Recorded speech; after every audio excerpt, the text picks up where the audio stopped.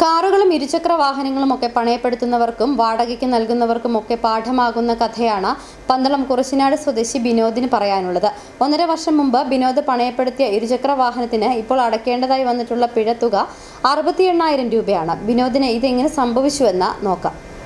പന്തളം കുറിച്ചിനാട് സ്വദേശി Vinod KL 31P 6998 എന്ന നമ്പറിലുള്ള സ്കൂട്ടറിൽ 1.5 വർഷം മുമ്പ് 13,000 രൂപയ്ക്കായിരുന്നു പത്തനംതിട്ട വള്ളിക്കോട് സ്വദേശിക്ക് പണയപ്പെടുത്തിയത്.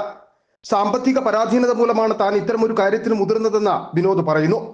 2,600 രൂപ ഒരു തവണ സ്കൂട്ടർ പണയപ്പെടുത്തിയ ആൾക്ക് വിനോദ് തിരികെ നൽകി. പിന്നീട് കുറച്ചു മാസങ്ങളായി പണം നൽകിയിട്ടില്ലെന്നും ഒരിക്കൽ സ്കൂട്ടർ തിരികെ എടുക്കുന്നത് സംബന്ധിച്ച് തിരക്കിയപ്പോൾ സ്കൂട്ടർ ആക്രിക്ക് വിറ്റെന്ന് സ്കൂട്ടർ പണയത്തിന് വാങ്ങിയവർ പറഞ്ഞതായും വിനോദ് പറയുന്നു.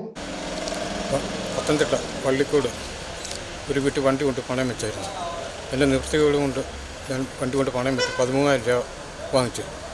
പിന്നെ ഒരു മാസം 2,600 രൂപ കൊണ്ട് അടച്ചു. പിന്നെ വണ്ടി എടുക്കാൻ 6 മാസം കഴിഞ്ഞ് വണ്ടി എടുക്കാൻ ഞാൻ പോയത് ആക്രവിലേക്ക് കൊടുത്തു. ഞാൻ വണ്ടി തിരിച്ചു തരണമെന്നുണ്ട്. പിന്നെ അടിമാലി ഭാഗത്തൊക്കെ എനിക്ക് ഒത്തിരി പെറ്റി വരുന്നുണ്ട്. പത്തനംതിട്ട ഭാഗത്തുനിന്ന് ഒത്തിരി പെറ്റി വരുന്നുണ്ട്. കഴിഞ്ഞ ദിവസം ഇൻഷുറൻസ് ഇല്ലാതെ വാഹനം ഓടിച്ചതിന്റെ പേരിൽ അടിമാലി പോലീസ് വിനോദ് പണയപ്പെടുത്തിയ സ്കൂട്ടർ പിടിച്ചെടുത്തു. മറ്റൊരാളായിരുന്നു വാഹനം ഓടിച്ചിരുന്നത്. പിന്നീട് വാഹന ഉടമയെ പോലീസ് വിളിച്ചു വരുത്തി. പരിശോധനയിൽ പലപ്പോഴായി ഈ വാഹനം നടത്തിയ നിയമലംഘനങ്ങളുമായി ബന്ധപ്പെട്ട 68,000 രൂപ പിഴയൊടുക്കേണ്ടതായി ഉണ്ടെന്ന് മനസ്സിലായി. അധികവും മോട്ടോർ വാഹന വകുപ്പ് ചുമത്തിയ പിഴയാണ്. വാഹനം വിറ്റാൽ പോലും പിഴയൊടുക്കേണ്ട തുക കിട്ടില്ലെന്നും പിഴയൊടുക്കാൻ നിർവാഹമില്ലെന്നും വിനോദ് പറയുന്നു.